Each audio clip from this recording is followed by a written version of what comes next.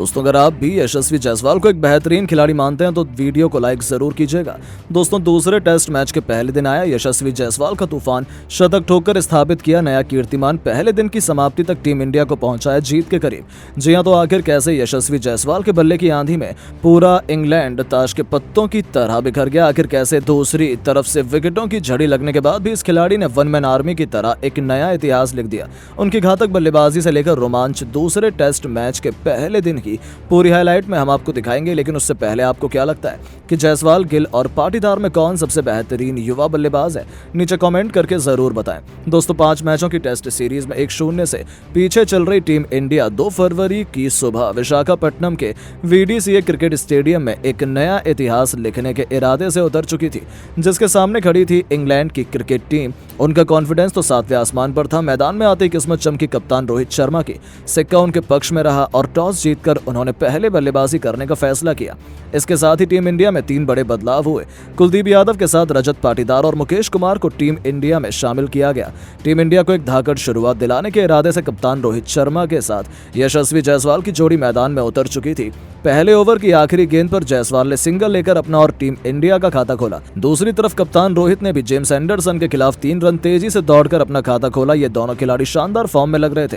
हालांकि 10 ओवर में team India ने मात्र 23 रन बनाए थे। हालांकि टीम इंडिया के लिए अच्छी खबर यह थी कि इन्होंने इंग्लैंड को कोई भी सफलता हासिल नहीं होने दी थी, जो उन पर दबाव बनाने के लिए काफी नजर आ रहा था। यशस्वी अब आक्रमण करने लगे थे। 14वां ओवर लेकर आए शोएब बशीर की चौथी गेंद पर उन्होंने इस गेंदबाज को चौके का स्वाद चखाया और बता दिया कि उन्हें खराब गेंदबाजी करना कितना भारी पड़ सकता है।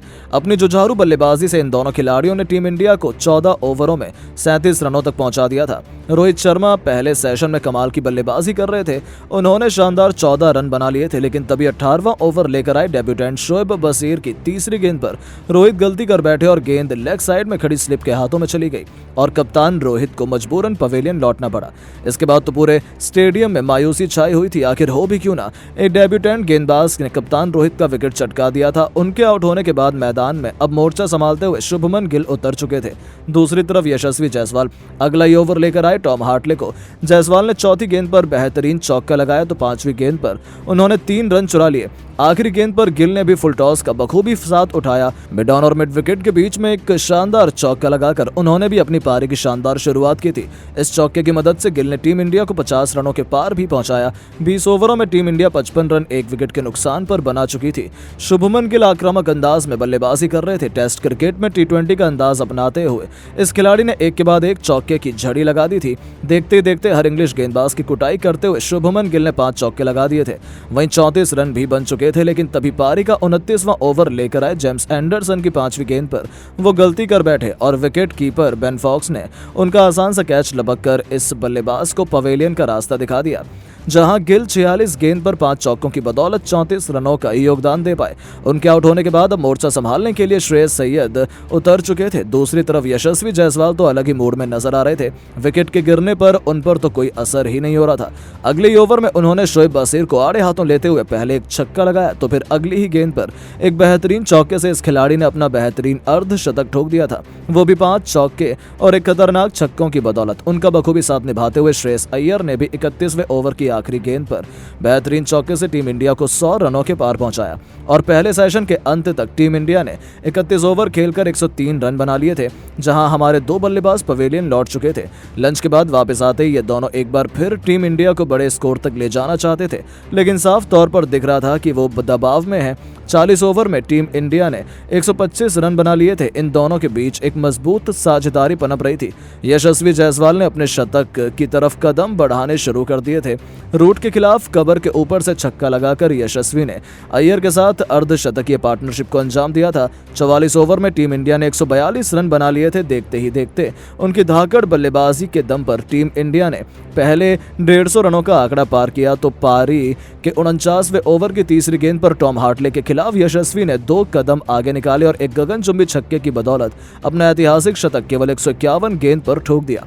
इस दरमियान उन्होंने 11 चौके तो वहीं 3 खौफनाक छक्के भी लगाए थे, जिनकी इस पारी पर तो पूरा स्टेडियम तालियों की गड़गड़ाहट से गूंज उठा। 50 ओवर में टीम इंडिया ने उनकी धाकड़ बल्लेबाजी से 175 रन बना लिए थे। हालांकि तभी अगले ही ओवर में टॉम हार्टले ने श्रेयस अय्यर का शिकार कर भारत को तीसरा झटका दिया, जहां अय्यर केवल 3 चौके की बदौलत 27 रन बनाकर चलते बने। अब उनके आउट होने के बाद जायसवाल का साथ निभाने के लिए रजत पाटीदार मैदान में कदम रख चुके थे।